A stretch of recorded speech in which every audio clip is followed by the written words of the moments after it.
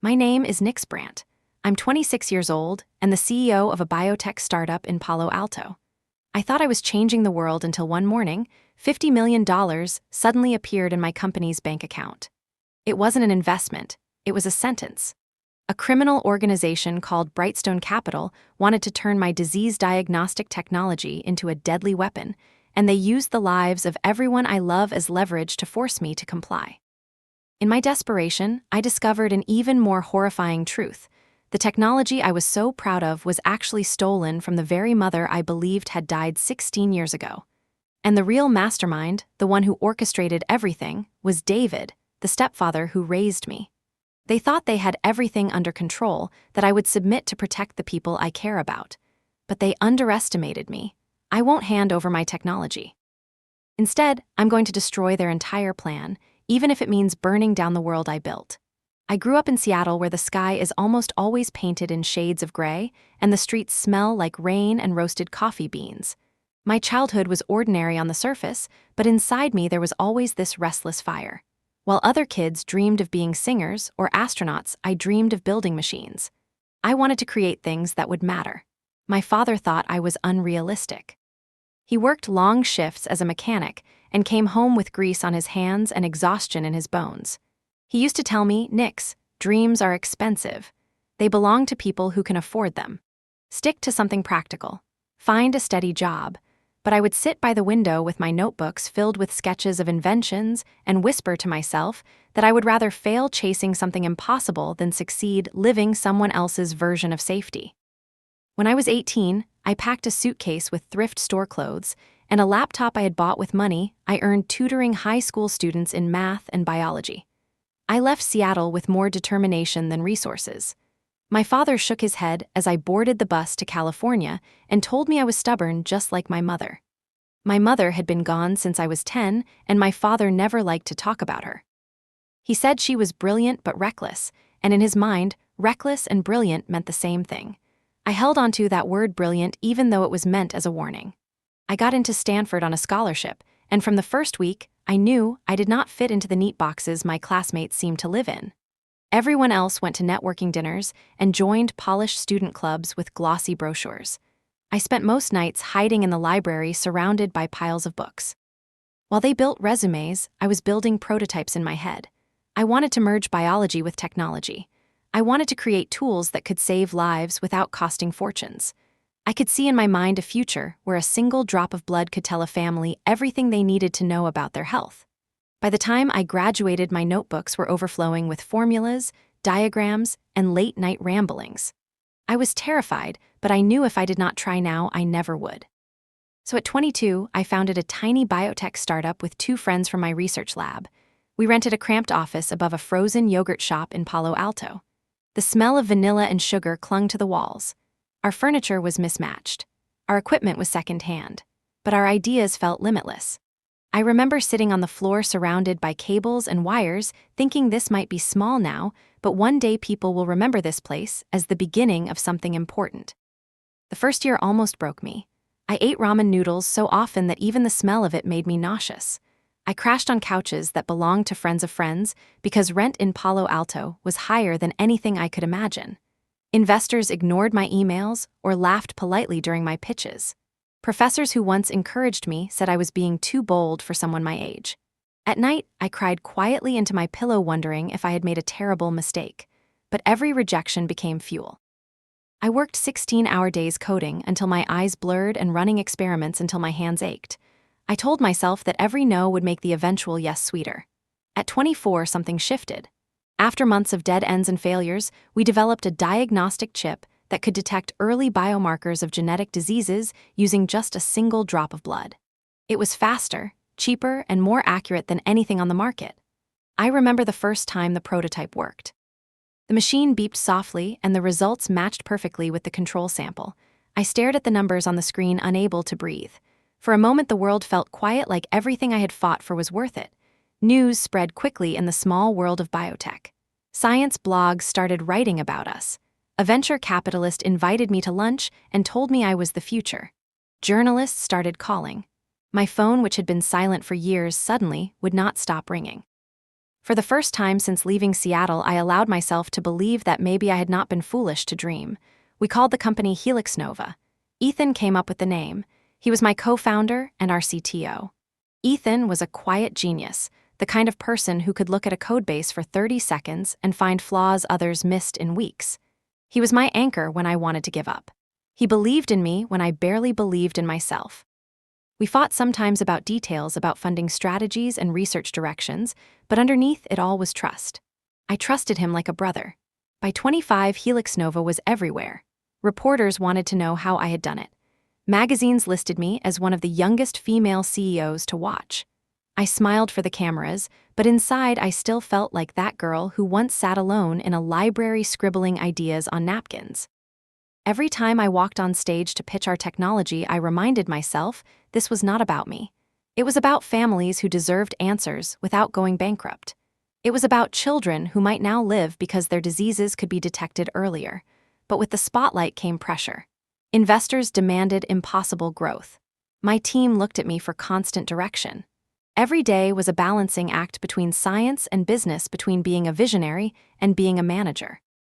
I was 26, leading a company valued in the hundreds of millions, and I often felt like I was pretending to be an adult while carrying the weight of people's futures on my shoulders.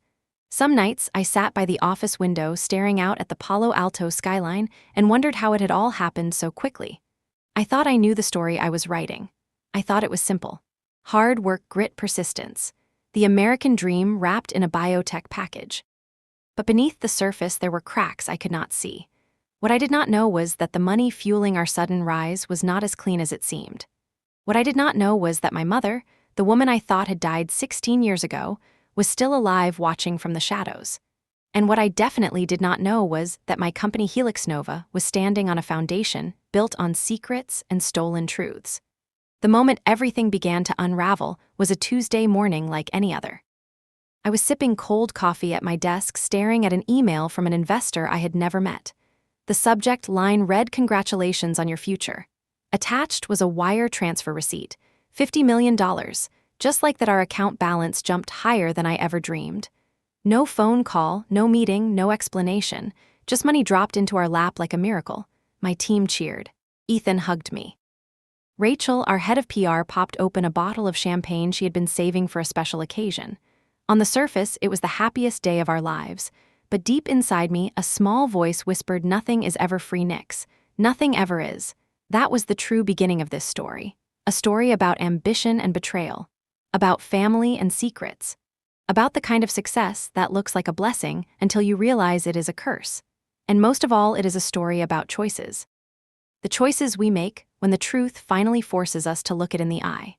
The morning the money arrived felt like the world had tilted on its axis. 1 second, I was staring at the numbers on our bank account, wondering how we were going to stretch the last round of seed funding through the end of the quarter.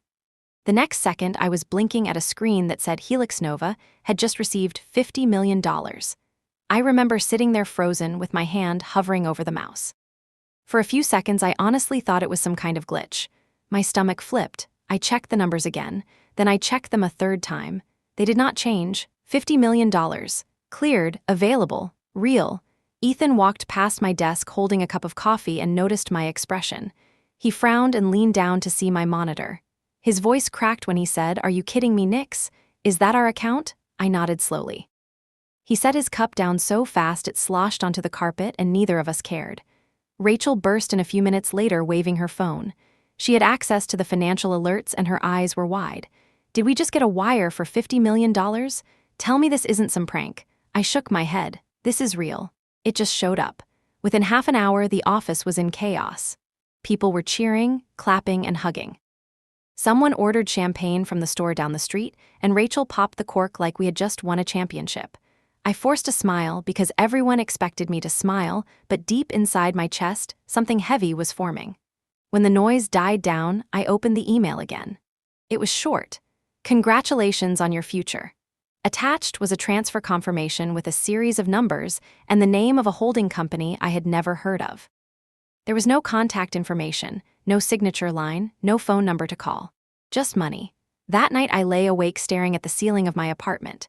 The city lights spilled through the blinds, painting thin silver stripes across the walls. My phone buzzed nonstop with congratulatory messages from friends, journalists, and people I barely knew. I should have been celebrating. Instead, my brain kept circling the same question. Who gives $50 million without even asking for a meeting? The next morning, I asked Lucas, our young lawyer, to dig into the transfer. Lucas was brilliant straight out of Harvard Law with a calm way of explaining complicated contracts like they were children's stories.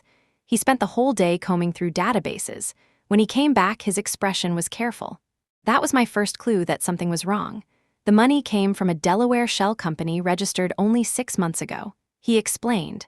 They call themselves Brightstone Capital. No website. No press releases. No board of directors we can verify. Just a legal entity with a mailing address that belongs to a P.O. box. I frowned. So they dropped $50 million into our account and we have no idea who they actually are? Technically, yes, he said. It's not illegal, but it is unusual. Unusual was the polite word. Terrifying was the one I kept to myself.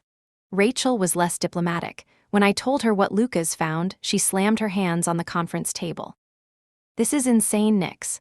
Nobody invests $50 million without a face to shake hands with. This smells bad. We need to send it back. Send it back? Ethan asked, raising his eyebrows. Rachel, do you know how many startups would kill for this kind of runway? We could expand our research team. We could get FDA trials started tomorrow.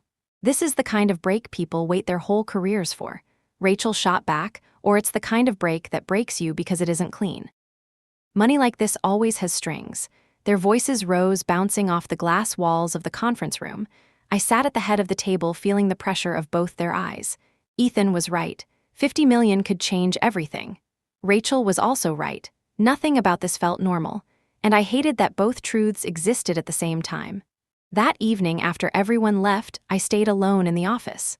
The hum of the air conditioner was the only sound. I walked through the lab, touching the tables, the machines, and the racks of samples. This place had been built on sweat and sleepless nights. I wanted to believe the money was a blessing. I wanted to believe we had finally been recognized, but my gut twisted every time I thought about that email. Later that week, the media caught wind of the funding. Someone had leaked the story, and suddenly my face was everywhere again. Headlines screamed, "Young biotech CEO scores mysterious mega investment." Interview requests poured in. I stood in front of cameras repeating safe lines about innovation and opportunity while reporters pressed me for details I did not have.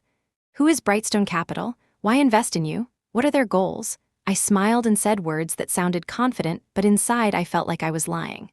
One night, Mia, my best friend since college who now works as a tech journalist, met me at a quiet bar in Palo Alto. She leaned across the table, lowering her voice. Nix, this doesn't look good. I've been trying to trace Brightstone and I can't find anything solid. No public partners, no interviews, no past deals. It's like they appeared just to fund you. I stirred my drink to avoid her eyes. Maybe they want to stay private. Mia shook her head. Come on. Even the most private funds leave some kind of footprint. This is too clean, too empty. It feels like a mask. I laughed weakly, but her words sank deep. A mask. That was exactly what it felt like. At the office, the celebration energy started fading, replaced by tension. Ethan dove into scaling projects like nothing was wrong. Rachel kept pacing the hallways, muttering about reputational risk. Lucas tried to reassure me that legally we were fine, but even he admitted he didn't like the opacity. And me? I tried to keep everyone moving forward, but at night, I sat by my window wondering if we had just made a deal with a ghost. I told myself that money is money, and what mattered was how we used it. But in the quiet hours when the world felt still, I couldn't shake the thought that we were being watched. That someone out there had a plan for us that we didn't understand. I didn't know then that the truth was closer than I imagined. I didn't know that the face behind Brightstone Capital was not a stranger at all, but the last person I ever expected to see again. The longer the money sat in our account, the more complicated everything became. On the surface, Helix Nova looked unstoppable. We had press coverage every week. Journalists painted me as some kind of prodigy, but inside the company, the air felt heavier. Every decision seemed to carry a shadow. Every smile had an edge. That was when I started noticing how different people around me were responding to the situation and how the real character of my team was showing. Ethan was the most predictable. He threw himself into work the way a runner throws himself into a marathon. He practically moved into the lab. Most mornings when I arrived, he was already there with a mug of stale coffee, hunched over a laptop with code scrolling across the screen. "Morning," I said one day, dropping my bag on my desk. "Morning," he replied without looking up. "I've been optimizing the chip's signal processing. If we can reduce the noise by even 2%, our accuracy rate jumps past 97%. "You should go home sometimes, Ethan," I told him gently. He finally looked up with bloodshot eyes and grinned. "Home is overrated. This is the fun part. We finally have resources. Why waste time sleeping when we could be making history?" That was Ethan. He believed so deeply in science that the rest didn't matter. I envied his certainty. Rachel, on the other hand, couldn't let it go. Every time she walked into my office, she had a new article, a new rumor, a new thread that made Brightstone Capital look suspicious. One afternoon, she stormed in holding her tablet. "Nix, look at this. There's no record of Brightstone ever sponsoring a conference. No charitable donations. Nothing. They don't exist outside of that wire transfer. That's not normal." I rubbed my temples. "I know it's strange, Rachel, but until we know more, we can't exactly accuse them of something. They gave us money." "That's all?" "That's not all," she shot back. "They own part of us now, and we don't know who they even are. For all we know, it could be drug money or, God forbid, foreign interests trying to launder cash through us." Her voice echoed in the glass walls. Outside in the hallway, people pretended not to listen, but I knew they were. I lowered my voice. "Keep digging quietly. I don't want to panic in the ranks, but Rachel, don't leak anything to the press yet, please." She pressed her lips together but nodded. "Fine, but if this blows up, don't say I didn't warn you." Then there was Lucas, our lawyer. He was only 28, but he carried himself like he had been born in a courtroom. He was smooth, calm, always in control. He wore navy suits even on days when the rest of us showed up in hoodies. Sometimes I wondered if he had ever owned a t-shirt. At one meeting, he leaned across the conference table, fingers steepled. "Nix, legally the money checks out. It came through registered banks. It's been cleared by compliance. If you want my advice, take advantage of it. Grow, scale, do the work, don't overthink the source." Rachel groaned from across the table. "Of course the lawyer says it's fine. Lawyers only care about paperwork. What about our reputation?" Lucas didn't flinch. "Reputation is managed. Cash flow is reality." I sighed. "Enough. We can't keep going in circles. I need both of you focused. Lucas keeps tracking the legality. Rachel monitors the public perception. Ethan pushes the tech forward. I'll handle the investors if they ever decide to show their faces." There was another member of the team who always made me uneasy. Min. He was our senior scientist, mid-40s, sharp eyes behind rimless glasses. He had decades of lab experience, and he loved to remind everyone of it. He had joined us a year ago after leaving a large pharmaceutical company. On paper, he was invaluable. In practice, something about him never sat right with me. He cornered me one evening as I packed up. "Nix, this money changes everything. We can finally expand the trials, hire more researchers, buy equipment that actually works instead of scavenging second-hand junk." "Yes," I said carefully, "it's a relief." He lowered his voice. "But you need to be smart. Don't waste time worrying about where it came from. Opportunity doesn't knock twice. Grab it, use it, don't ask too many questions." The way he said it made my stomach tight. It wasn't advice. It was almost a command. Outside of the company, there were two other people who mattered deeply to me. One was Mia, my best friend since college. She was a journalist for a tech magazine, sharp and unafraid to ask questions that made people squirm. She called me one night, her voice urgent. "Nix, I talked to a source who says Brightstone might be tied to something bigger. Shell companies, offshore accounts, all linked in a web. You need to be careful." I leaned against my apartment window watching headlights stream through the street below. "Mia, if this is true, what do I do? Send 50 million back? That would destroy us." "I'm not saying send it back," she replied. "I'm saying don't be blind. Find out who's really behind this, because sooner or later the mask will come off." Her words haunted me. And then there was David, my stepfather. He wasn't officially part of Helix Nova, but he had always been a supporter. He lived in San Francisco, and he liked to stop by unannounced, bringing coffee and asking questions about our progress. He had married my mother when I was little, and after she died, he stayed in my life like a steady shadow. One weekend, he took me out to dinner at a quiet Italian place. Halfway through the meal, he leaned back in his chair and said, "You look tired, Nix. You're carrying too much." I sighed. "It's the money, David. $50 million should feel like a blessing, but it doesn't. It feels like a trap I don't understand." He studied me over the rim of his glass. "Sometimes in business, you have to take the gift that's offered and stop questioning it. Not every mystery is meant to be solved." I frowned. "But what if it is meant to be solved? What if there's something dangerous underneath?" His eyes softened. "Then you'll handle it. You're stronger than you think. Just don't let fear paralyze you. Success doesn't wait. I wanted to believe him. I always wanted to believe him. He had been the one person who stayed after my mother was gone. He had helped me through college applications, cheered when I got into Stanford, sent me care packages when I was broke. If he thought I was strong, maybe I was. But later that night, as I lay awake, his words replayed in my mind. Not every mystery is meant to be solved. It sounded less like comfort and more like a warning. The more I looked around, the more I realized that everyone had their own way of dealing with the shadow of Brightstone. Ethan drowned in work. Rachel obsessed over exposure. Lucas buried himself in legal documents. Min urged me not to ask questions. Mia pushed me to dig deeper. And David told me to accept it. And me?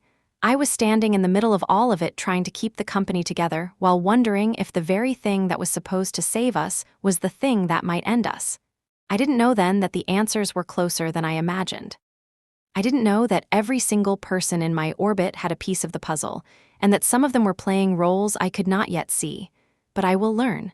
And when I did, nothing about Helix Nova, nothing about my family, and nothing about my past would ever look the same again. The first real crack appeared a few weeks after the transfer. On the surface, everything looked golden. We had new lab equipment arriving every day, shiny centrifuges, advanced sequencing machines, and even ergonomic chairs that didn't squeak when you leaned back. Ethan was in heaven. He practically danced around the lab like a kid in a candy store. But beneath the shine, I kept noticing small things that didn't add up. One afternoon, Lucas walked into my office holding a stack of papers. His tie was loosened, which was unusual for him. "Nix, I need you to see this." I took the papers and scanned them. "What am I looking at?" "Transaction trails," he said quietly.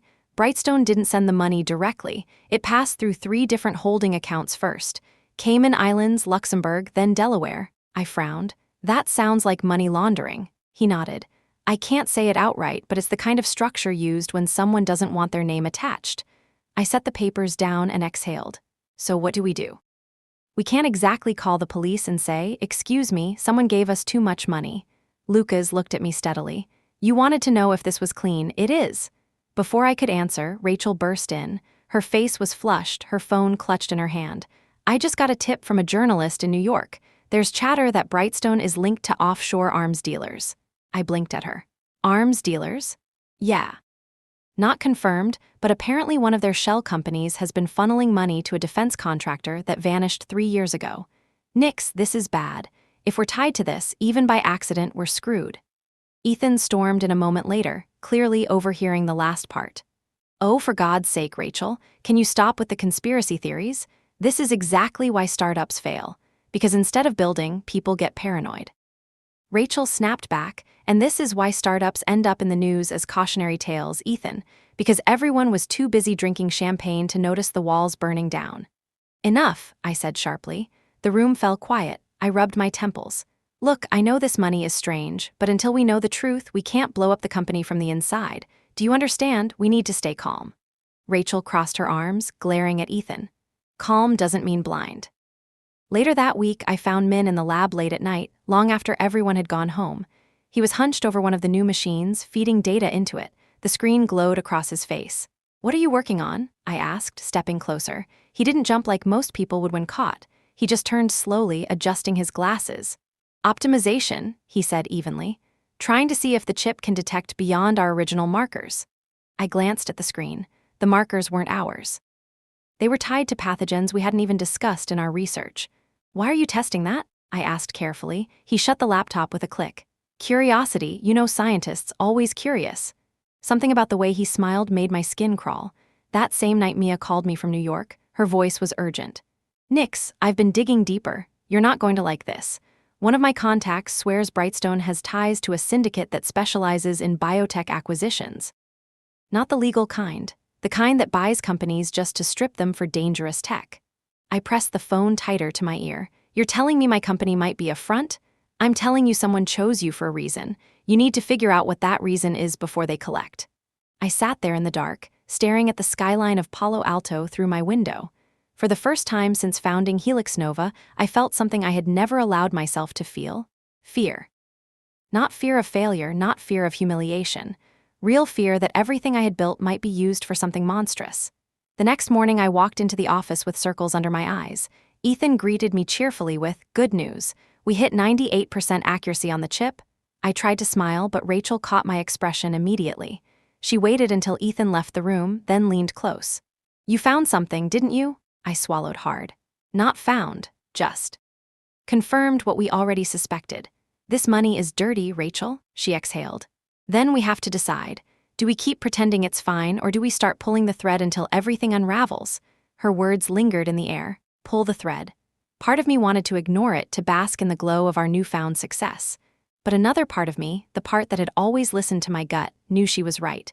The thread was already loose, and if I didn't pull it myself, someone else would.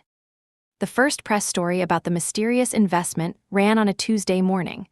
I was halfway through my second cup of coffee when Rachel stormed into my office waving a copy of the San Francisco Chronicle.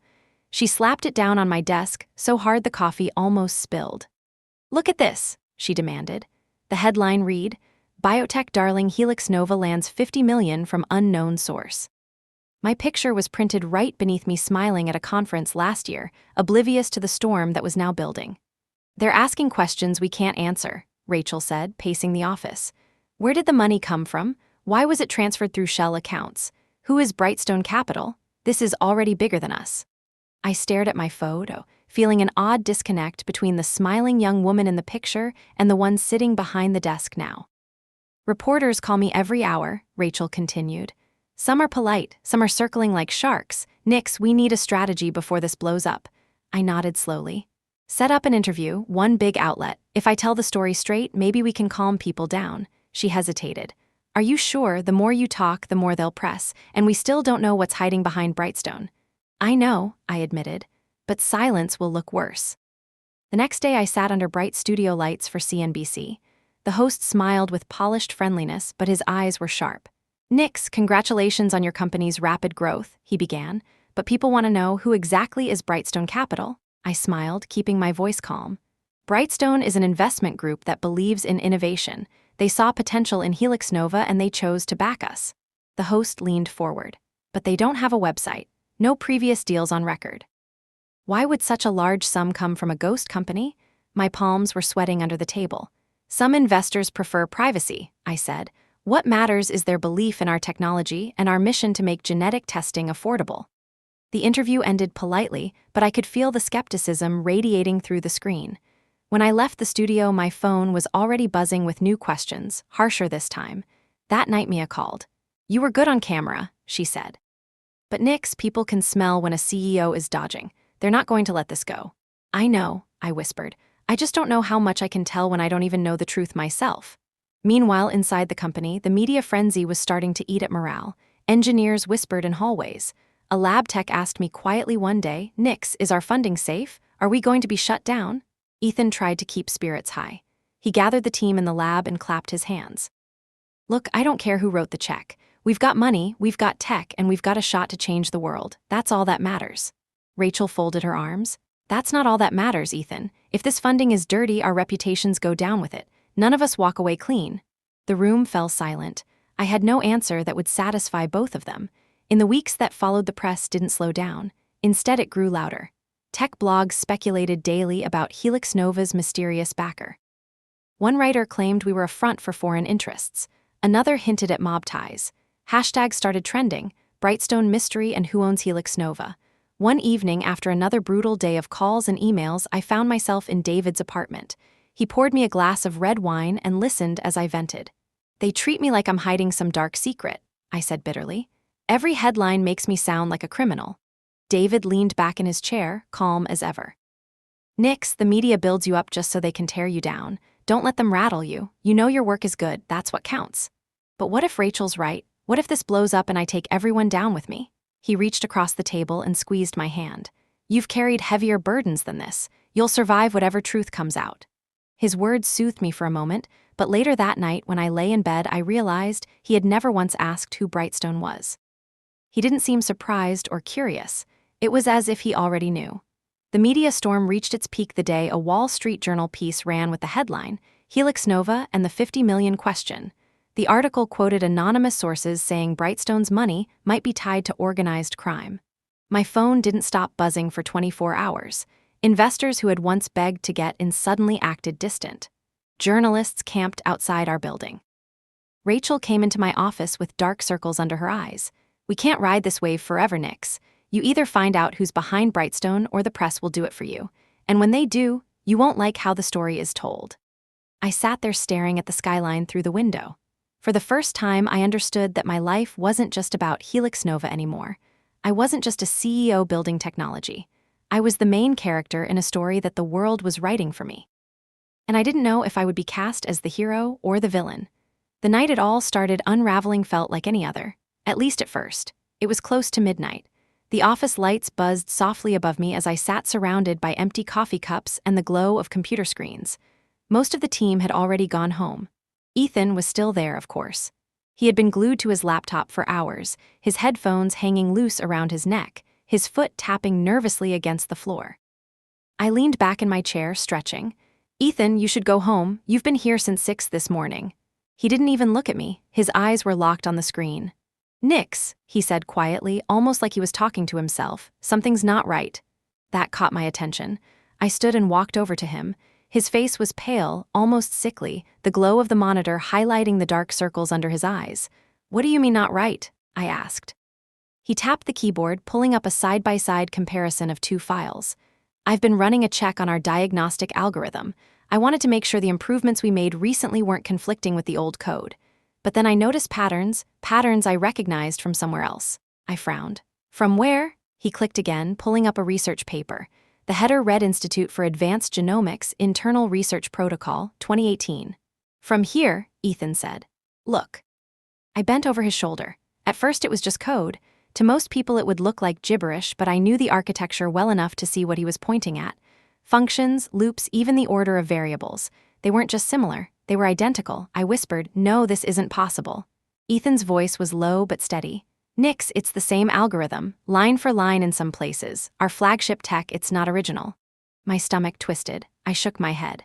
"No, that can't be. We built this from scratch. We spent years working on it. I was there for every iteration." He scrolled further. "See this? The variable name Delta X42. That's not a common placeholder. It's unique, and it's in both codes. This isn't convergence. This is a duplication." I backed away, gripping the edge of the table. "So what are you saying, Ethan? That someone stole this? That we built our entire company on a stolen foundation?" "I don't know," he admitted. "But someone slipped this into our system. And if the Institute finds out, they'll come after us with everything they've got." The weight of his words pressed down on me. For years I had believed Helix Nova was pure, born from sweat, late nights, and stubborn persistence. Now, staring at the screen, it felt like the ground beneath me had cracked wide open. The next morning I called a meeting. The conference room was tense as Ethan, Rachel, Lucas, and Min sat around the polished table. I could feel their eyes on me as I laid it out. "There's a problem," I said, my voice tighter than I wanted. "Ethan found evidence that our algorithm matches proprietary research from the Institute for Advanced Genomics, almost word for word." Rachel's jaw dropped. "You're kidding." "I wish I were," I muttered. Lucas leaned forward, his lawyer calm slipping slightly. "If this is true, Nix, we're in serious trouble. The Institute is litigious. They could bury us in lawsuits. Investors would vanish overnight. It could lose everything." Ethan added, "This isn't coincidence. I've checked 3 times. It's identical." All eyes turned toward Min. He adjusted his glasses, his face unreadable. "Coincidences happen," he said smoothly. "Science builds on prior work. Maybe you both drew from the same published concepts." "No," Ethan said sharply. "This wasn't published. The Institute's paper was internal, proprietary. Someone had access." Rachel's eyes narrowed. "So who had access to internal Institute files?" No one answered. The silence was heavy, suffocating. Finally, I asked the question hanging in the air. "Min, you worked at a pharma lab that partnered with the Institute before you came here, didn't you?" He gave a thin smile. "Yes, but that doesn't mean I stole anything." Ethan slammed his hand on the table. "Then how do you explain this?" Min leaned back in his chair, calm as ever. "I don't have to explain anything. If you don't trust me, that's your problem. But without me, this company won't move forward." Rachel shot up from her seat. "Oh, that's rich. We're sitting on stolen tech and you think you're untouchable?" "Sit down, both of you," I ordered. My voice cracked like a whip. "This isn't a witch hunt, but we're not leaving this room pretending this doesn't exist. We need to figure out what's going on before someone else does." Lucas tapped his pen nervously. "Nix, if this leaks, we're dead in the water. Forget Brightstone. Forget the press." Institute will destroy us. After the meeting, I cornered Min in the hallway. His face was calm, almost smug. Did you bring this here? I demanded. He raised an eyebrow. Careful, Nix. Accusations without proof can ruin a leader. Answer me. He smirked faintly. Maybe instead of asking me, you should be asking who benefits. Who gave you $50 million right after this code started working? His words chilled me. He walked away without another glance, leaving me standing there shaking. That night I called Mia. I told her everything. The silence on the other end stretched so long I thought the line had dropped. Finally she spoke, her voice hushed but firm. Nix, this isn't just about stolen code. Don't you see? If Brightstone knew this tech was lifted from the Institute, maybe that's why they invested. Maybe they want it because it was stolen. I clutched the phone tighter. So what, Mia? You're saying they paid us off because we're standing on stolen ground? I'm saying they saw an opportunity. You built something powerful but not clean. They know it, and now they own you. Her words sank into me like ice. I stood by my apartment window watching the headlights streak by on the street below. For the first time I realized I wasn't just afraid of the press or investors. I was afraid of the truth itself. I whispered, if this comes out, I lose everything. No, Mia said softly. If this comes out, you finally know what you're fighting, and you can decide who you really want to be. The call ended, but her voice echoed in my head long after. The next morning when I walked into the office, people were whispering. They didn't know the details, but they could feel the shift. Trust was eroding. Every glance felt like suspicion. Every smile felt fake. I looked around at my team and thought about the company I had poured my life into. A company I believed was built on grit and vision. And for the first time, I had to ask myself if it had been built on lies all along. And somewhere deep down, a darker thought took root. If it had been lies from the beginning, who exactly had written the first one? The first time Brightstone made contact, it wasn't the way I expected. No polished representative, no sleek pitch deck, no fancy conference room handshake. It started with a phone call in the middle of the night. I remember waking to the vibration of my phone on the nightstand. The screen glowed in the darkness, unknown number. For a moment I thought about ignoring it, but something inside me told me to answer. Hello, my voice was groggy. There was a pause on the line, then a low, calm voice. Miss Lim. I sat up straight, suddenly wide awake. Who is this? You don't need my name, the voice said. You know who I represent. My heart thudded in my chest. Brightstone? A faint chuckle. Good, you're quick. I'm calling to tell you that the investment you received is not a mistake. It is a beginning. I swung my legs out of bed, pacing across the dark room. A beginning of what? Who are you? Why 50 million? Why us? Another pause. Because you built something valuable, and because you're someone worth watching. That's not an answer, I snapped. If you really believe in what we're doing, why stay in the shadows? Why not meet me face to face? Patience, the voice said. In time, for now, focus on growth. We'll be in touch. The line went dead. I stared at the phone, my hands shaking. Whoever they were, they had power. Enough to send 50 million like it was pocket change. Enough to keep themselves hidden while the whole world demanded answers. And now, enough to call me at midnight just to remind me they were there. The next morning, I walked into the office and tried to act normal. Ethan was already buried in code. Rachel was on the phone snapping at a journalist. Lucas was drafting contracts. Min was staring at data with his usual unreadable expression. But inside me, something had shifted. At lunch, I pulled Ethan aside. They called me. His head jerked up. Who? Brightstone or someone representing them. His eyes widened. What did they say? Not much, just that the money wasn't a mistake, that it was the beginning. Ethan frowned. That's creepy as hell. Did you get a name? No, just a voice. Calm, confident, like they were enjoying the fact that I didn't know who they were. He shook his head. Nix, this isn't normal. Investors don't play spy games. They want returns. They want board seats. They want influence. This feels wrong. Later that week, Rachel cornered me with a folder. I've been doing more digging. Look at this. Inside were printouts of financial trails, shell companies branching like spider webs. Brightstone wasn't just one entity. It was a cluster of entities tied to offshore accounts, each one feeding into the other. They're hiding on purpose, Rachel said. Whoever's behind this doesn't want to be found, and when people work this hard to stay invisible, it's never for good reasons. I flipped through the pages, my stomach twisting tighter with each connection. So what are we supposed to do? Return the money? That would sink us. Rachel leaned closer. No, we find out who's behind it, because sooner or later they're going to show their hand, and when they do, we need to be ready. 2 days later, they did. It started with a package delivered to the office. No return address. Inside was a sleek black folder with a single sheet of paper. On it was printed, "Dinner tomorrow, 7 p.m., the Grand Regent Hotel. Come alone." My team argued about it for hours. Ethan begged me not to go. Rachel insisted it was a trap. Lucas said if I went, I needed legal backup. Min, strangely, just said, "Sometimes opportunities require risks," and left it at that. In the end, I went. I told myself I needed to look the ghost in the eye. The Grand Regent was one of those old hotels with chandeliers that glittered like frozen waterfalls and carpets so thick your heels sank into them. I walked into the dining room, scanning for a face that might belong to Brightstone. A man in a tailored suit waved me over to a corner table. His features were sharp, his smile polite but cold. "Miss Lim," he said smoothly, "thank you for coming." "Who are you?" I asked. He tilted his head. "A representative, that's all you need for now." "Representative of who?" He poured himself a glass of wine, ignoring my question. "You've built something remarkable, but remarkable things attract attention. And protection?"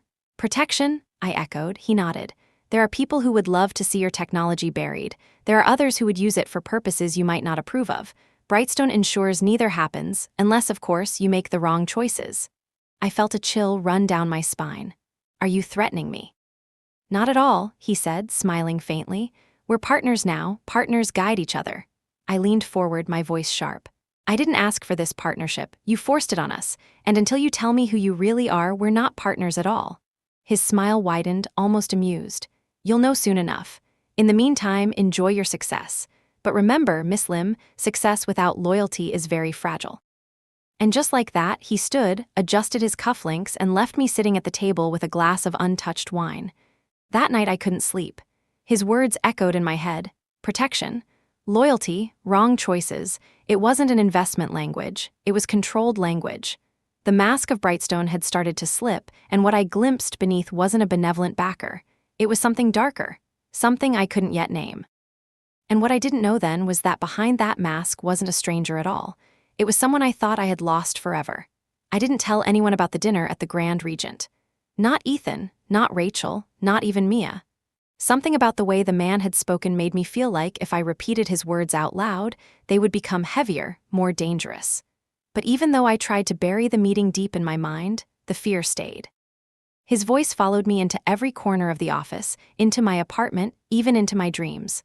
A week later, the first shadow of my mother appeared. It started small.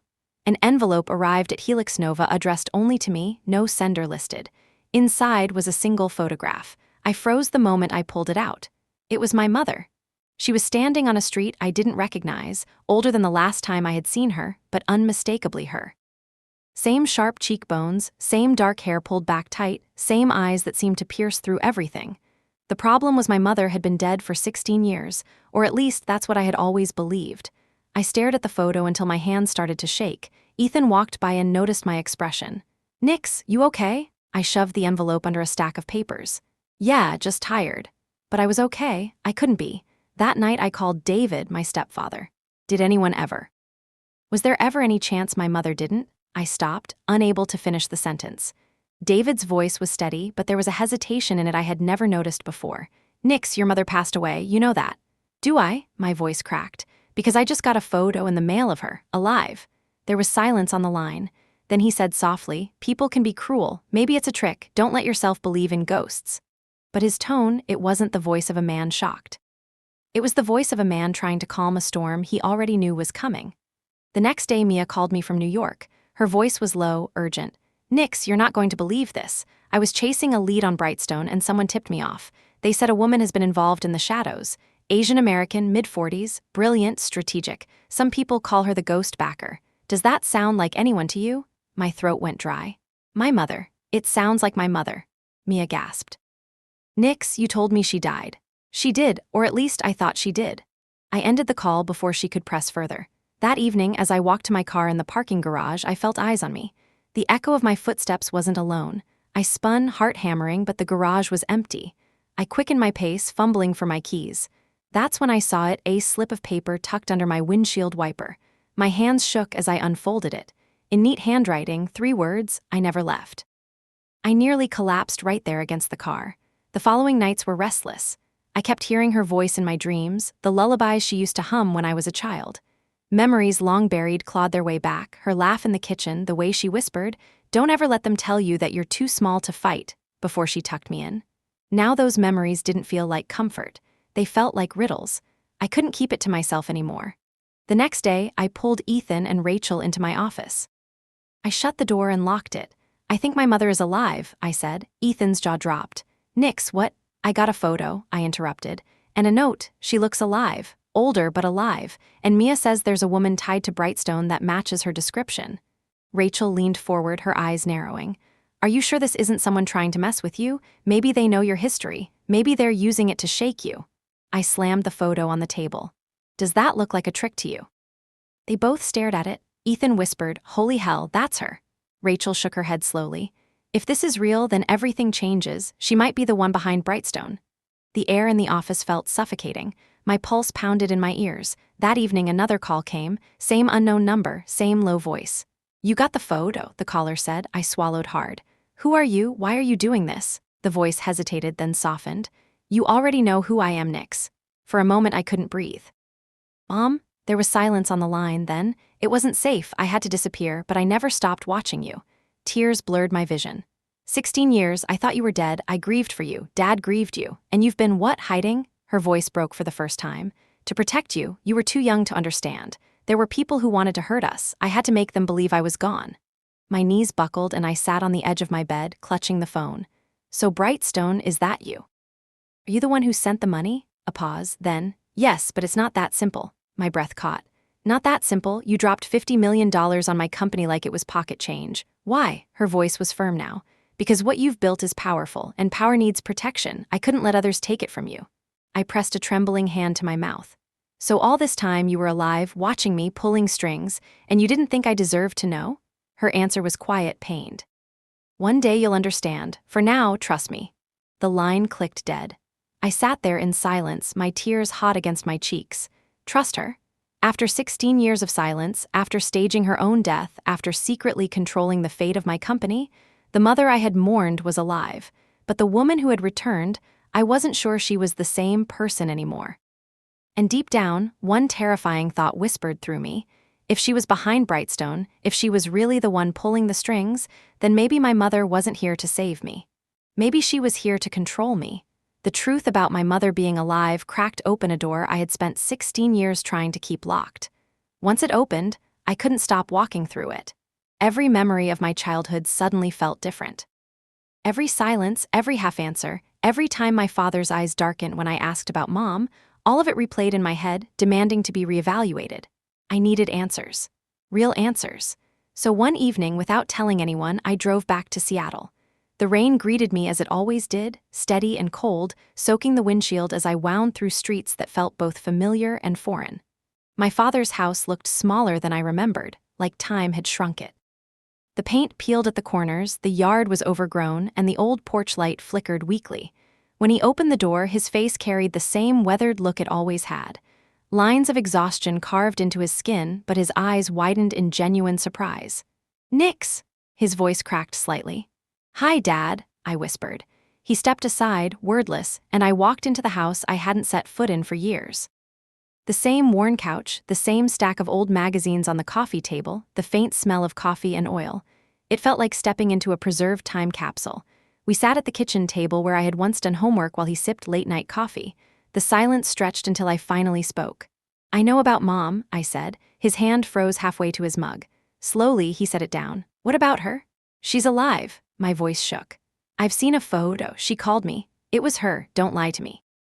His face tightened, muscles in his jaw clenching.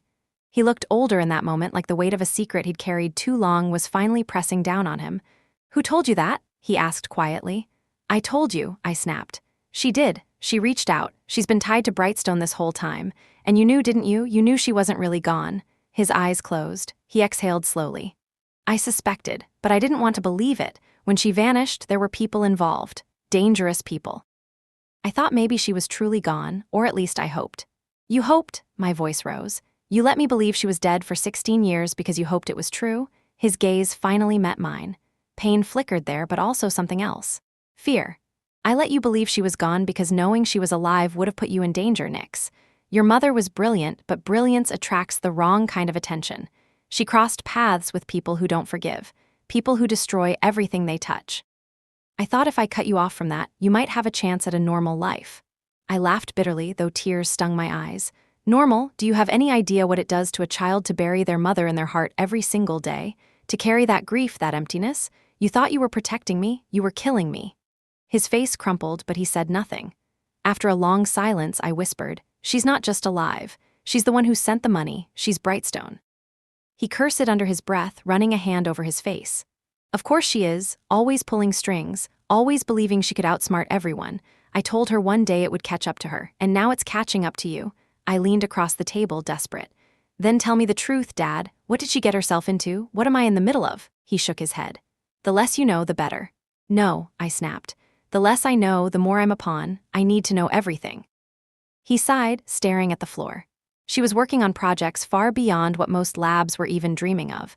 Genetic modification, biodefense, things governments and criminals alike would kill for. She wanted to change the world, but in chasing that dream, she made enemies who wanted her silenced. That's why she disappeared. That's why I let you believe she was gone. Because if they thought you were connected, they would have come for you too. His words chilled me to the bone. I drove back to Palo Alto that night with my father's warning echoing in my ears. Don't trust her. But I couldn't stop there. I needed to hear from David. We met the next evening in San Francisco, at a quiet cafe he always favored. The kind with soft jazz playing in the background and waiters who knew him by name. He smiled when he saw me, pulled me into a hug, and for a moment I almost believed nothing had changed. But when we sat down, I went straight for the truth. She's alive.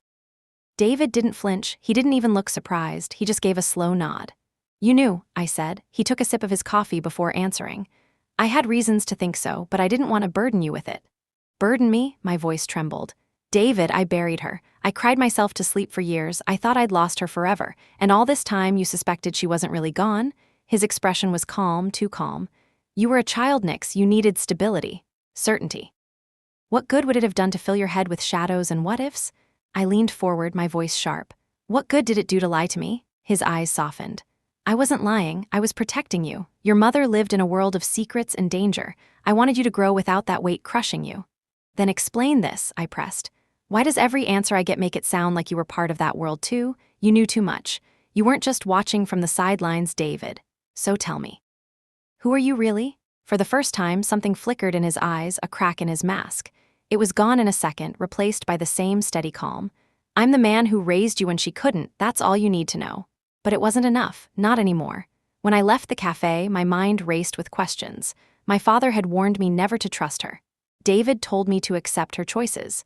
Both of them had kept the truth from me, and both of them had pieces of a puzzle they refused to share.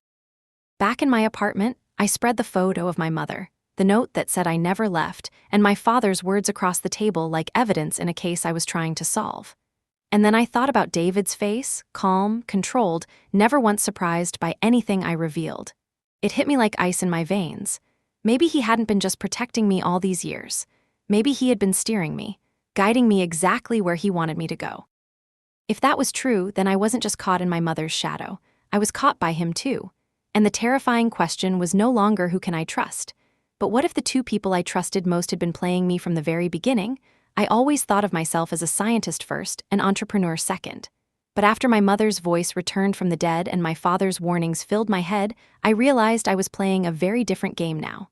Not science, not business, survival. And survival meant pulling at the threads of Brightstone until I saw what was really hiding behind the curtain. The digging started with Mia. She flew out from New York one Friday evening, showing up at my apartment with a backpack full of files and a face that looked like she hadn't slept in days.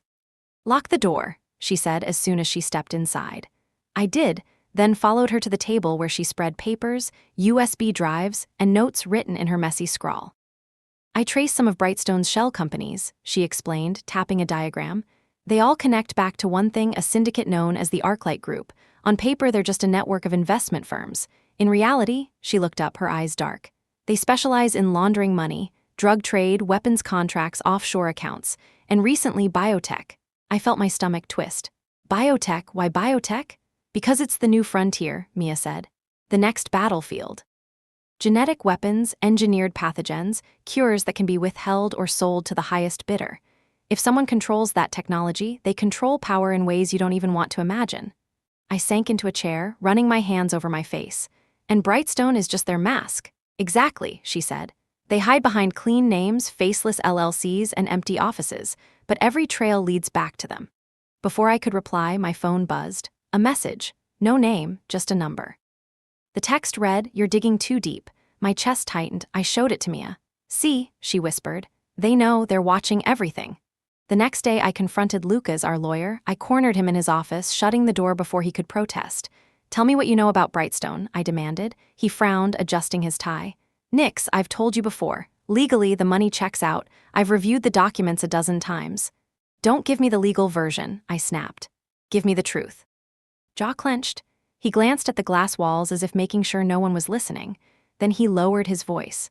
"The truth is, Brightstone has ties I don't want to touch. I've seen names float around that scare me. Cartels, private contractors, even whispers of intelligence agencies that went rogue." My breath caught. "So you knew this and you still let the money stay?" Lucas sighed. "Because the alternative was to collapse, and I thought maybe if we played along, they'd stay in the shadows. Maybe they'd leave us alone." "They won't leave us alone," I said, my voice trembling. "They own us now." That night I couldn't sleep. I kept pacing my apartment, replaying every interaction, every unexplained moment since the money arrived. The representative at the Grand Regent. My mother's voice saying she was protecting me. David's calm mask. My father's warning. It all pointed to one horrifying possibility. Helix Nova wasn't just a startup anymore. It was a pawn in a criminal game. The following week, Rachel burst into my office, slamming her laptop on the desk. "Nix, look at this," she said. On the screen was a leaked report from a European watchdog group. It detailed how the ArcLight Group had funneled money into several biotech firms overseas. One of those firms had accidentally gone bankrupt, and their research vanished without a trace. Rachel's voice shook with anger. "Do you see the pattern? They invest, they take control, they strip the tech, and then they leave the company to die." "We're next." I stared at the screen, bile rising in my throat. Unless what? Unless we figure out how to fight back before they gut us." Ethan overheard from the doorway. "Fight back against who, Nix? We don't even know who we're really dealing with. These aren't VCs we can negotiate with. These are criminals. They don't sue you, they bury you." Rachel crossed her arms. "So what, Ethan? We just roll over and let them own us? Let them use our research for God knows what." The room erupted into argument, voices bouncing off the walls. I slammed my hand on the desk. "Stop, this isn't about what they'll do to us anymore. It's about what they'll do to the world if they use our tech the way Mia says they can." The room fell silent. Later that evening, Mia and I sat in my apartment surrounded by papers and laptops. She leaned closer, her voice barely above a whisper. "Nix, I think your mother is tangled in this. The ArcLight Group. Brightstone. She's not just hiding from enemies, she's part of them." I shook my head. "No, she told me she disappeared to protect me." "Or," Mia said gently, "she told you what she wanted you to believe." The words cut deeper than I wanted to admit.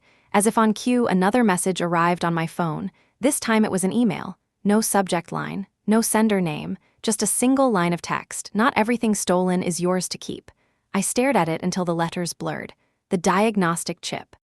"Algorithm? The Institute's research. They knew." I whispered, "They're warning me." Mia grabbed my arm. "They're not warning you, Nix, they're telling you the price." For the first time in my life, I felt like I wasn't leading Helix Nova anymore.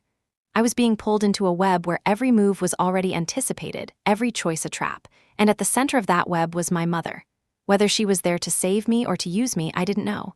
But one thing was certain, Brightstone wasn't an investor. It was a criminal empire, and I was their newest asset. Betrayal never feels like a sudden explosion.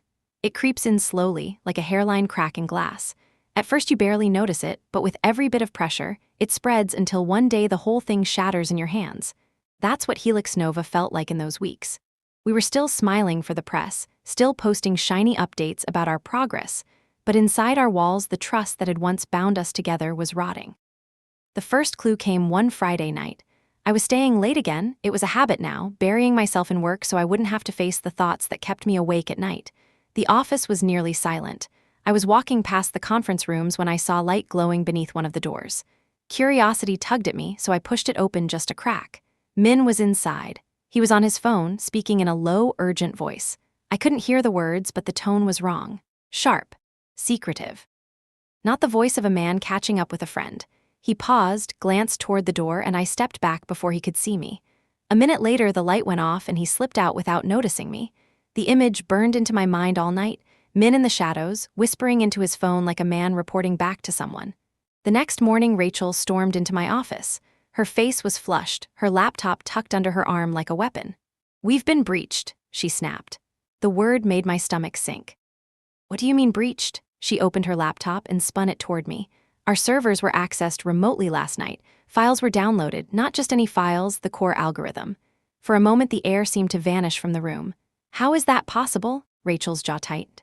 Someone had inside access. This wasn't a hacker brute forcing their way in. They used valid credentials. My first thought was of Min. I didn't say it, but I felt the blood drain from my face. I called an emergency meeting. Ethan, Rachel, Lucas, and Min all gathered around the conference table. No one smiled. "We had a breach," I began. "Someone took our algorithm last night." Ethan cursed under his breath. Rachel's eyes flicked immediately to Min. Lucas pinched the bridge of his nose like he had a headache. "Do we know who?" Ethan asked. "Not yet," I said carefully, "but the timing is suspicious." Min raised an eyebrow, his face calm. "Suspicious how?" Rachel leaned forward, her voice sharp. "The security logs show you were in the building late last night. You logged out at 1:30 in the morning." Min didn't flinch. "So did Ethan." Ethan bristled. "I was in the lab all night. Nick saw me. I didn't leave." Min shrugged. "Then maybe Nick should also tell us who she saw sneaking around conference rooms." My throat tightened. All eyes turned to me. I remembered Min's voice on the phone, the glow under the door. I wanted to shout the truth, to accuse him outright, but without proof. It would tear the company apart instantly. "I don't know yet," I said finally. My voice sounded thin even to me. "But until we do, access to all systems is locked down. No one touches anything without my approval, not even me." The meeting dissolved in uneasy silence. Ethan shot Min a glare. Rachel muttered under her breath as she left. Min simply smoothed his tie and walked out, calm as ever. That night, Ethan came to my apartment. He paced the living room, restless. "Nix, we can't keep pretending Min is innocent," he said. "He's been off since the day he joined. He knows things he shouldn't, and now this breach, it's obvious." I sighed, rubbing my temples. "I know what it looks like, but if we accuse him without proof, we fracture the team completely. And if we're wrong," Ethan cut me off. "We're not wrong. You saw him, didn't you?" I froze. He read the answer in my silence. "You did, and you're still protecting him?" "I'm protecting the company," I whispered. "The company doesn't exist if our tech is in someone else's hands." Ethan snapped. His voice cracked with frustration. "Nix, wake up. Someone in this building is selling us out. And if it is Min, then who?" His words echoed in my head long after he left. The next day, I confronted Min directly. I found him in his office, staring at data, his glasses reflecting the glow of the screen. "Who were you talking to last night?" I demanded. He looked up slowly. "Excuse me?" "In the conference room." "I saw you. You were on the phone." A faint smile tugged at his lips. "Do you monitor all of us after hours now?" "Answer the question." He leaned back in his chair, folding his arms. "Sometimes I talk to old colleagues. That's not a crime." "Old colleagues from the Institute?" I pressed. His eyes glinted. "Careful, Nix. You're starting to sound paranoid. That's not a good look for a CEO." I wanted to slam my fists on his desk to tear the truth out of him, but he gave me nothing. Just that infuriating calm. That night Mia called. Her voice was urgent. "Nix, I got something. One of my contacts intercepted chatter from the Arclight group. They keep mentioning an insider at Helix Nova. They call him the Conduit." My blood ran cold. "The Conduit?" "Yeah, and from the messages, he's been feeding them information for weeks. Detailed stuff. Internal data. Meetings at your office after midnight." I whispered, "That, Min." "Maybe," Mia said cautiously. "But don't rule out others. These people are experts at manipulation. They love making you look in the wrong direction." The next morning, the atmosphere at Helix Nova was poisonous. People whispered in corners, glancing at each other with suspicion. Trust had evaporated. Rachel kept her eyes glued to Min like she was daring him to slip. Ethan buried himself in work, but every time Min passed by, his shoulders tensed. Lucas kept his head down, saying little. I walked through the lab and realized for the first time that I no longer knew who was on my side. Every smile could be fake. Every keystroke could be betrayal. Helix Nova wasn't just under attack from the outside anymore. It was rotting from within. And the worst part, I still couldn't tell who was betraying me or how deep the betrayal ran. The message arrived quietly, almost too quietly, tucked into my inbox on a Sunday evening when the world outside was calm. A single line of text. No sender. No subject. "If you want the truth, meet me. Monday, 8 p.m., Pier 39. Come alone." I stared at the screen for what felt like an hour. My hands shook so badly I could barely hold the phone. My heart raced with a mix of terror and desperate hope. I knew who it was. I didn't need a name. My mother. All day Monday, I was a ghost in my own life. At the office, I sat in meetings and nodded at charts I didn't see. Ethan kept asking about prototype adjustments. Rachel shoved news articles in front of me demanding strategies. Lucas talked about legal risks, but their voices blurred together like static. The only words I heard were from that message. If you want the truth, by nightfall, I was pacing my apartment, staring out the window at the city lights. I thought about ignoring it, about pretending I hadn't seen the message. But I couldn't. 16 years of grief and questions had led me here. I needed to see her, even if it broke me. I drove to San Francisco with my chest tight, gripping the steering wheel like it was the only thing tethering me to reality. Pier 39 at night was almost empty. The shops were closed, the tourists gone. Only the smell of salt, the crash of waves, and the distant cries of gulls remained. The wooden boards creaked under my feet as I walked toward the end of the pier. And then I saw her. She stood near the railing, the wind tugging at her coat, her silhouette framed by the dark water and the glitter of city lights beyond. My breath caught in my throat. She looked older, of course, streaks of gray threaded through her hair, fine lines etched at the corners of her eyes, but it was her, unmistakably her. The woman I had buried in my heart for 16 years. My voice broke out of me in a whisper. "Mom!" She turned. And in that moment, the world stilled. Her eyes, the same deep, steady eyes I saw in the mirror every morning, locked onto mine. She smiled faintly, a mix of sadness and warmth. "Nix." My knees went weak. I gripped the railing to steady myself. "It's really you?" She nodded. "It's me." The tears came before I could stop them. "I thought you were dead. 16 years, I grieved you. I dreamed about you. I begged for one more day. And all this time you were alive?" Her face crumpled, her voice heavy with regret. "I didn't want to leave you." "You have to believe that, but I had no choice."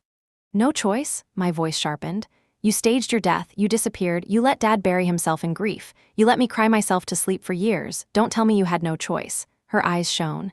"If I had stayed, they would have come for you. You were only 10, you couldn't fight them, you couldn't even understand, so I had to disappear. I had to make the world believe I was gone so you could be safe." "Safe?" I spat. "You call this safe? You fund my company through a web of criminals. You drag me into Brightstone's shadow. You stand here telling me it's for my protection while my life is falling apart." She flinched at my words but didn't back down. "Brightstone isn't what you think. Yes, it's dangerous. Yes, there are criminals circling, but I kept control. I steered their money into you so they wouldn't take you by force. Without me, they would have gutted Helix Nova already." I shook my head violently. "So you're saying you're my shield? That this is protection?" "This isn't protection, Mom. This is control. You didn't just come back into my life, you came back holding strings." Her voice broke. "I missed everything. Your teenage years, the day you got into Stanford, your graduation, I watched from a distance. I saw the interviews, the articles, I was there even if you didn't see me. Do you think it didn't kill me to stay away?" I whispered, trembling. "Then why now? Why come back after all this time?" She stepped closer, her eyes dark with urgency. "Because the game has changed. The people I once feared, the ones I disappeared to escape, they've grown stronger. They're inside Arclight now. They've been circling your company. If they get their hands on your technology, it won't just change healthcare. It'll change warfare. That chip of yours could be turned into a weapon faster than you can blink." Her words hit me like ice water. I swallowed hard. "And you expect me to believe you're not one of them? That you're not part of the same machine?" Her eyes met mine, filled with pain. "I'm still your mother, and everything I've done, every lie, every shadow, was to keep you alive." I laughed bitterly through my tears. "You don't get to use that word so easily. Mothers don't vanish and let their daughters grow up believing they were dead." Her voice shook. "I don't expect forgiveness. Not tonight, maybe not ever. But I need you to understand, the real enemy is closer than you think.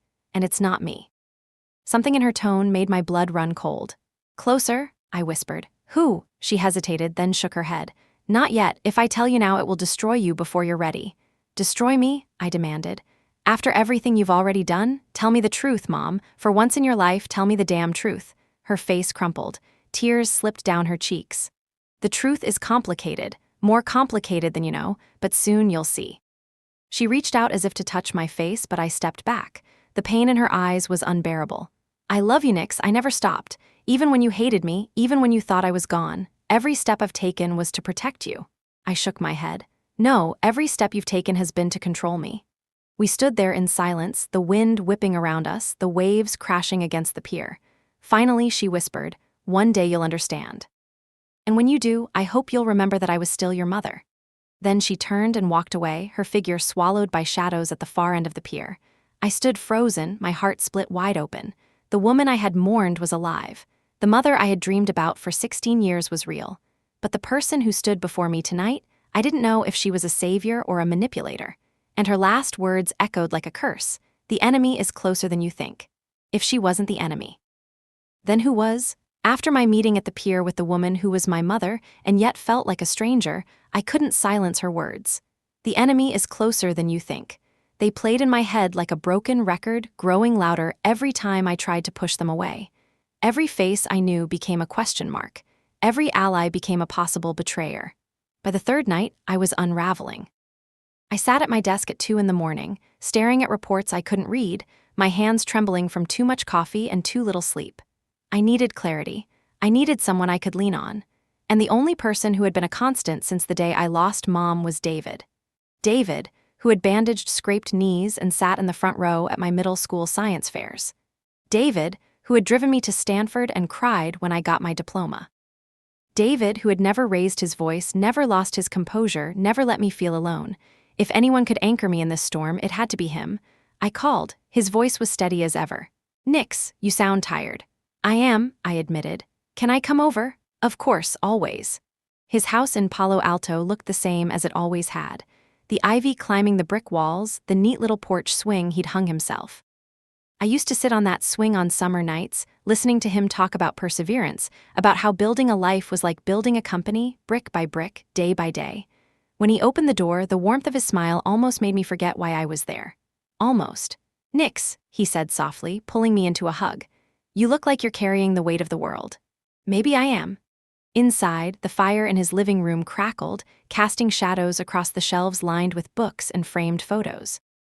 There was one of me at age 13, holding up a science trophy, David's arm around my shoulders. Another of me at graduation, his smile brighter than mine. Looking at those photos now felt strange. Had they always been trophies of another kind? Evidence of how neatly he'd shaped my life? We sat down. He poured me tea, the same way he always did, with honey and a slice of lemon. The ritual comforted me even as my chest tightened. I looked at him across the firelight and whispered, "She's alive." No gasp, no shock, just a slow nod. "I thought you might have discovered that by now." "You knew." His eyes softened, patient. "Not for certain, but I suspected." The words cut like a blade. "Suspected? You let me grieve her for 16 years. You let me bury her in my heart. And you suspected she was alive?" "Nix," he said gently. "You were a child. You needed stability. You needed something solid to stand on. What good would it have done to tell you she might be out there, dancing in the shadows with people who would have swallowed you whole? That knowledge would have broken you?" I slammed the mug down on the table. "No, what broke me was the silence. What broke me was believing I had no mother. What broke me was you letting me build a life on a lie." His face flickered, not anger, not shame, but something colder, more calculating. Then the softness returned. "Maybe you're right. Maybe I failed you. But everything I did for you." Those words, the exact same words my mother had used. I leaned forward, my voice was sharp now. "Tell me about Brightstone, tell me what you really know." For the first time, his composure cracked. A flicker in his eyes, a hesitation so brief I almost missed it. Then he leaned back, steepling his fingers. "Enough to know you need to be careful," he said. "Careful?" I pressed. "Or obedient?" His jaw tightened. "Careful. Because there are people circling you who would devour you without hesitation. You have no idea how dangerous this world really is." "Then explain it to me," I demanded. "Explain why every step of my career feels like it was guided. Explain why investors appeared when I needed them most. Explain why you're never surprised by anything." He studied me across the firelight. "You've always been brilliant, Nix, but brilliance without direction burns itself out. I gave you direction. I gave you the chance to succeed." My stomach twisted. "So you admit it, you've been steering me." His lips curved into a faint smile. "Steering? No, protecting, guiding, there's a difference." I whispered, "Mom told me the enemy is closer than I think. Was she talking about you?" The silence stretched. His face was calm, but his eyes, those calm, steady eyes, flickered with something sharp, something dangerous. Finally he said softly, "Nix, you've been through a lot. You're tired, you're frightened. Don't let her poison you against the people who have been here all along. Who has been here for you since the beginning? Not her, me." His words should have comforted me. Instead, they felt like a closing trap. I stared at him. For years I had thought of David as my anchor. But anchors don't just hold you steady. they can also drag you down. I left that night with my chest heavy, my thoughts spiraling. Driving through the dark streets, I replayed every moment of my life with him, every science fair, every late-night pep talk, every subtle push toward biotech, toward Helix Nova. Had I ever made a choice that wasn't already set out for me? And worse, if David really was the mastermind my mother hinted at, then I hadn't just been living in his shadow. I had been living in his design. For the first time, I saw him not as the man who raised me, but as the architect of the prison I now found myself in. Truth never comes like a clean slice. It drips in, staining everything it touches. By the time I reached the bottom of it, the edges of my life were already unraveling. It began with Mia. She called me close to midnight, her voice sharp with urgency. "Nix, I've got something. You need to see this in person. Right now." When I opened the door, she walked in without a word, dropped a battered folder onto my kitchen table, and spread its contents like a dealer laying down cards. Research notes, diagrams, code fragments, dense, technical, but familiar, too familiar. "What is this?" I asked, flipping through the pages. "Institute files," she said. "From a project Min worked on before he came to Helix Nova. A project that supposedly vanished." My eyes scanned the diagrams, circuits, pathways, algorithms, my breath catching in my throat. This is our chip." Her gaze was steady. "No, Nix, this is their chip. Your design is a mirror image." I shook my head, shoving the papers back at her. "No, that's impossible. I built this. I lived in that lab. I spent years tweaking, adjusting, failing, trying again. I made this." "Did you?" she asked softly. "Or were you handed something that already existed?" The words hit me like a slap. "These files are dated 3 years before Helix Nova even existed," she continued. "They vanished in what was called a data purge. But my contacts said there were whispers of theft, sabotage. Someone walked out of the institute with research worth billions. It never resurfaced. Until you." I stared at the code, the handwriting in the margins. Little notes, formulas, even coffee stains on the corners of pages. They looked lived in, worked over, real. My stomach twisted. "Mia," I whispered, "if this is true, then I've been standing on a stage, holding awards, smiling for cameras, all on top of stolen work." Her hand touched mine, firm. "It's not that simple. You refined it, you scaled it, you made it real." But the words didn't soothe me. They only burned. I thought of the first time the chip lit up in our lab, the rush of triumph, the belief that I had cracked something no one else could. Now I saw the shadow behind it, someone else's brilliance, someone else's sacrifice. That night I didn't sleep. I printed every file Mia had brought and spread them across my floor. I matched them to my own notebooks, my prototypes, my iterations. And the deeper I went, the clearer it became. My breakthrough had not been a beginning. It had been a continuation. The next morning, I confronted Min. He sat at his desk, typing calmly. When I stormed in, he didn't even look startled. He just leaned back in his chair, adjusting his glasses. "You knew," I said, slamming the folder onto his desk. His eyes flicked to the papers, then back to me. "Ah, you've been digging. Where did this come from?" My voice shook. "Did you steal it?" He smiled faintly. "Such an ugly word. Stolen, no, let's call it liberated. Salvaged from the grave of bureaucracy. The Institute didn't deserve it. They would have buried it forever." "You let me believe it was mine," I hissed. "You let me build an empire on top of it. You let me become the face of a lie." "You didn't lie," he said smoothly. "You improved it. You brought it into the world. Do you think Edison invented the light bulb from nothing? Do you think every breakthrough in history was born in isolation? No, they're always built on the bones of those who came before. You simply carried the torch." I slammed my fist against his desk. "That doesn't erase what you did." He didn't flinch. "Nix, you need to understand. Vision isn't about purity, it's about results. The world will never ask where an idea came from, they'll only ask who made it work, and that answer is you." I wanted to scream. I wanted to claw the smugness from his face. But a part of me, a horrible, quiet part, wondered if he was right.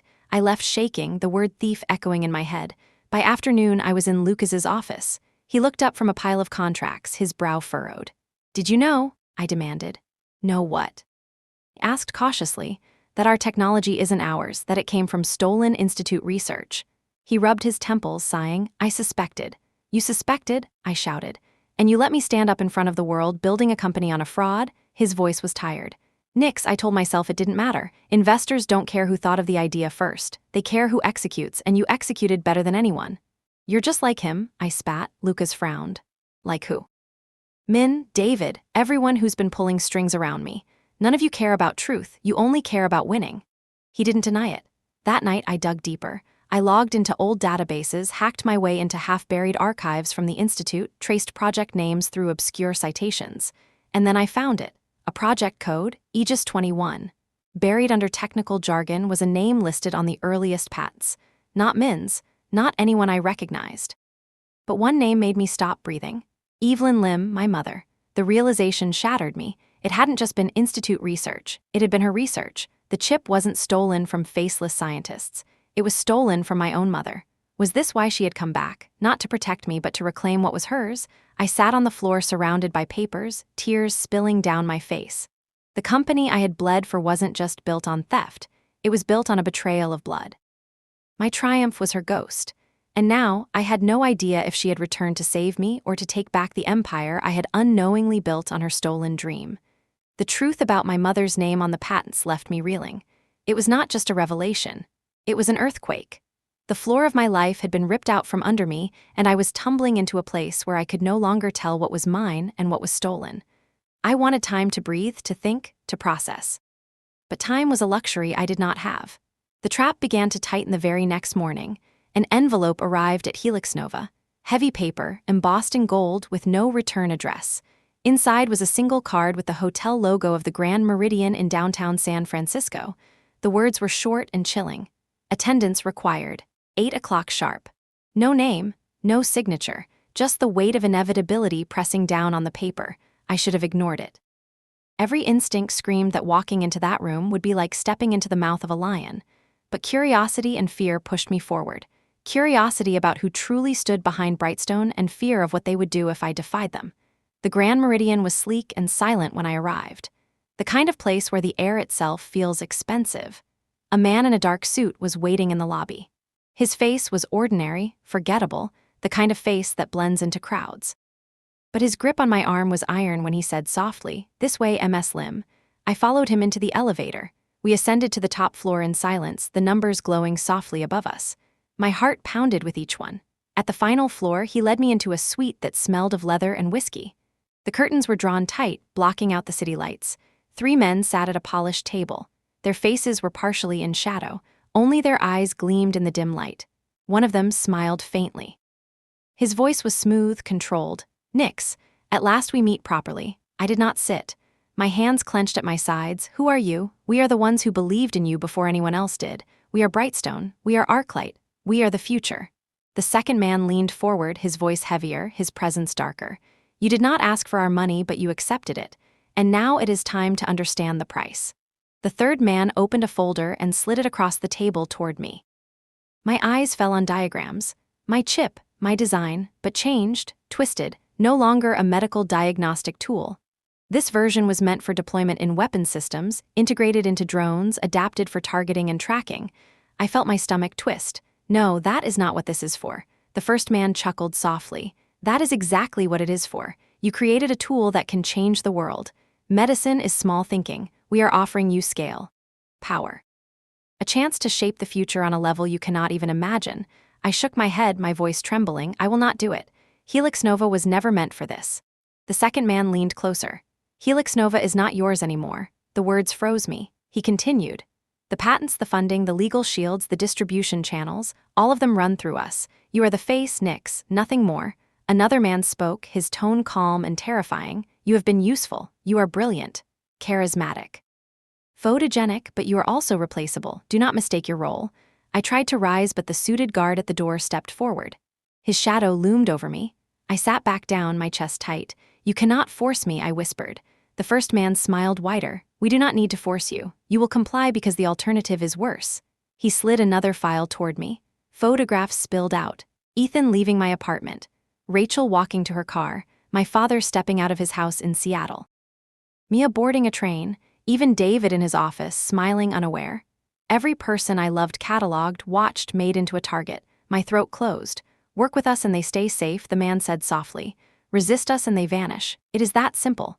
Rage burned in my chest. I wanted to scream, to claw at their smug faces. Instead, I forced myself to remain still, to breathe, to nod faintly. "Good," the man said. "We will be in touch soon." And Nix. I met his gaze, my hands trembling. "Remember who made you. Without us, you are nothing." The words carved into me like knives. When I was finally released, I stumbled through the hotel lobby like a ghost. My legs shook all the way to the car. I drove home with blurred vision, headlights smearing into streaks of light across the dark highway. Inside my apartment, I locked every door and pulled every curtain. Still, I felt eyes on me. When Mia called, I could barely speak. My voice cracked as I told her everything. "They have photos," I whispered. "Everyone, my father, Rachel, Ethan, even you. They want me to finish the chip for weapons." The silence on the line was heavy. Then Mia's voice, low and fierce. "Nix, you are already inside the trap. The question now is not how you avoid it. The question is how you get out without losing everything."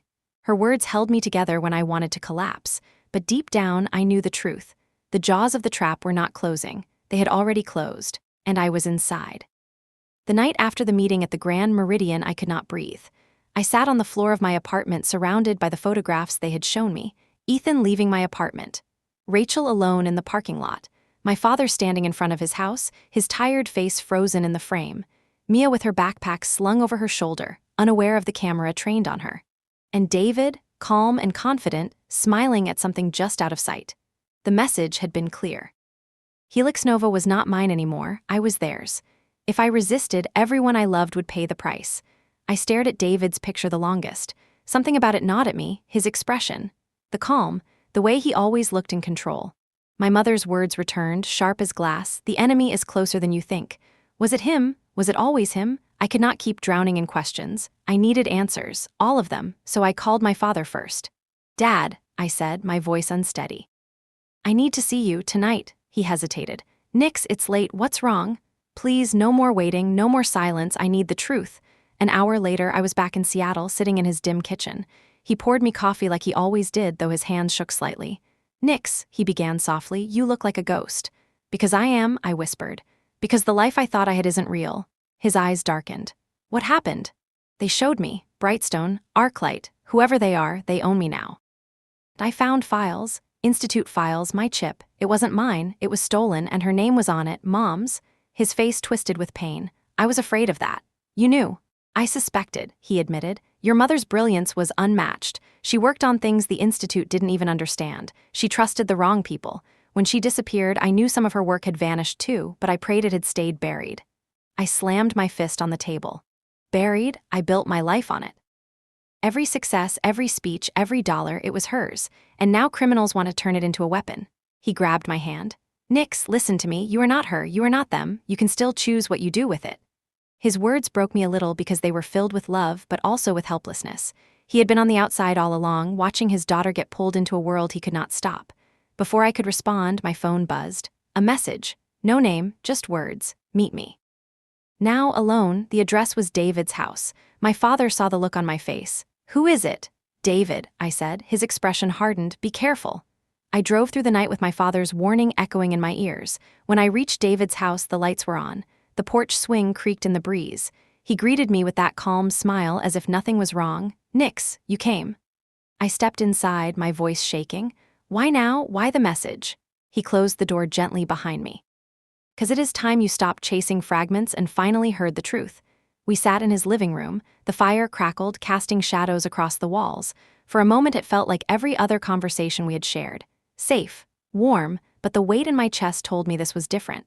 "Nix," he said, "you have been through hell these past weeks. Your mother, Brightstone, the stolen research. You deserve to know what has been happening." "Then tell me," I demanded. "Tell me everything, no more secrets." Leaned back, steepling his fingers. "Your mother was brilliant, too brilliant. She believed she could change the world, but she underestimated how ruthless the world really is. She made enemies. When she staged her death, she left you vulnerable. So I stepped in. I protected you. I gave you stability. I guided you to Helix Nova because I knew one day her work would resurface. And if it did, I wanted you to control it, not them." "Control it?" I whispered. "Or weaponize it?" His eyes flickered. "Nix, power is not evil, it is neutral. What matters is who wields it. With Brightstone's backing, you could have shaped nations. Instead, you resist. You cling to morality, but morality does not save lives. Power does." My stomach twisted. "It was you, all along. You were the one pulling the strings." His smile was faint, almost sad. "Not pulling, guiding, steering you toward your destiny. You are your mother's daughter. You were born to change the world." Anger burned through me. "No, you used me. You built me into your perfect pawn. Every science fair, every speech, every door that opened, you were behind it. Because I believed in you, he said firmly. Because I knew you could be more than ordinary. I shook my head. You are not my protector, you are my jailer. Before he could respond, another voice cut through the room. She is right. We both turned. My mother stepped out of the shadows. Evelyn Lim, alive, her face lined, her eyes sharp, her presence electric. David rose slowly, his composure cracking for the first time. Evelyn, David, she said coolly, still playing God, I see. The air between them was charged, decades of history colliding. I stood frozen, my heart pounding. You vanished, David said. You abandoned her, I kept her alive. You caged her, my mother shot back. You shaped her into a weapon you could control. Do not dress it up as love. Their voices clashed like thunder. I looked from one to the other, my chest heaving. Enough. Both of you, I am not a pawn, I am not your project, I am not your war, I am me. They both fell silent, their eyes on me. For the first time, I saw them clearly. Not as mother and stepfather, not as guardians or mentors, but as two people who had spent years fighting over a legacy, using me as the battlefield. And in that moment, I knew the real fight was only beginning, because the truth had finally surfaced. And now I had to choose what to do with it. The living room burned with silence after my outburst. My mother's eyes shimmered with grief. David's face remained calm, but there was a flicker in his gaze, a crack in the mask I had grown up believing. I stood between them, my hands trembling, my chest heaving. All my life I thought I was building something of my own. Now I know it was never mine. Not the invention, not the company, not even my choices. All of it shaped by both of you. And I am done being your experiment. My mother stepped forward. Nix, please, you are still my daughter. I wanted to protect you. I shook my head. You staged your death, you left me to grieve, you let me grow up believing love meant abandonment. Her face broke. If I had stayed, they would have killed you. I chose your life over your trust. David's voice cut in, steady and measured. And I chose to stay. I chose to give you structure. You would not be here without me. I turned on him. You gave me chains and called them structure. You watched me succeed while keeping me blind. You pushed me forward not because of faith, but because you wanted to control the outcome.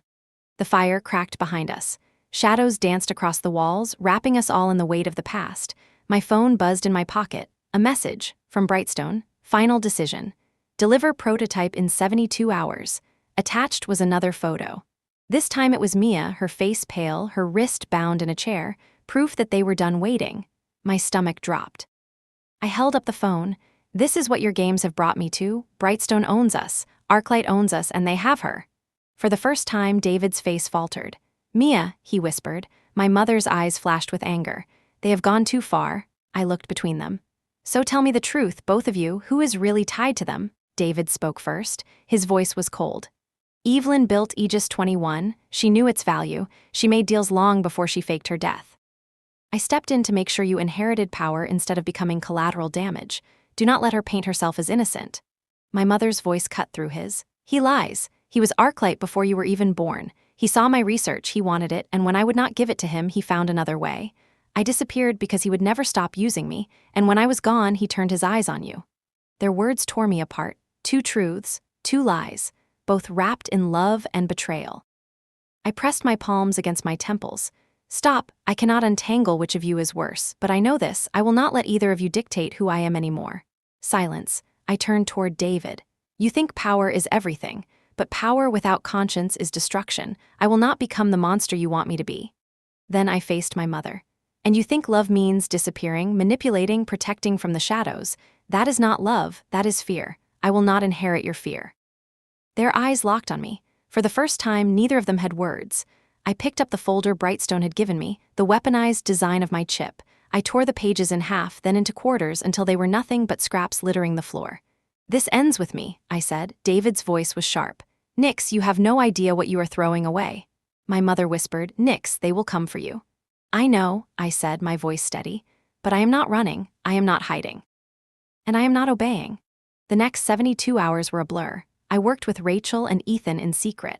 I fed Brightstone false data, useless code, a shell of the real design. Mia was rescued in the chaos, pulled out of a warehouse by a team my mother had secretly held in reserve. She had been watching Arclight longer than she admitted. When Brightstone realized they had been tricked, they came down hard. Lawsuits, threats, investigations. But I stood on every stage and told the truth. I admitted the origins of the research. I admitted the stolen foundations. I admitted the manipulation and the funding. The press called it suicide. The investors fled. Helix Nova's value plummeted. But for the first time, I felt free. David disappeared. One day he was in Palo Alto, the next he was gone, leaving nothing but shadows and unanswered questions. My mother remained, hovering at the edges of my life, but I kept her at arm's length. We spoke sometimes, but the trust was gone. Perhaps forever. As for me, I walked away from Helix Nova. I let it burn rather than see it turned into a weapon. I started again, small in a borrowed lab with a few people who still believed in me. Rachel, Ethan, Mia. We built something new, something honest. And in those long, quiet nights, I thought about everything. About the lies, about betrayals, about the endless tug-of-war between power and love. Here is what I learned. We do not get to choose the foundations we inherit. Sometimes they are broken. Sometimes they are stolen. Sometimes they are poisoned. But we do get to choose what we build on top of them. I lost a company. I lost illusions about the people who raised me. I lost the comfort of believing I was in control all along. But in losing those things, I found something better. I found myself. I am Nix Brandt. I am not my mother's ghost or my stepfather's project. I am not Brightstone's pawn. I am not Arclight's asset. I am a woman who was broken open and still chose to rise. And if my story means anything, it is this. Success without truth is a prison. Power without love is a weapon. But resilience, the choice to rise again when everything falls apart, that is freedom. And freedom is mine.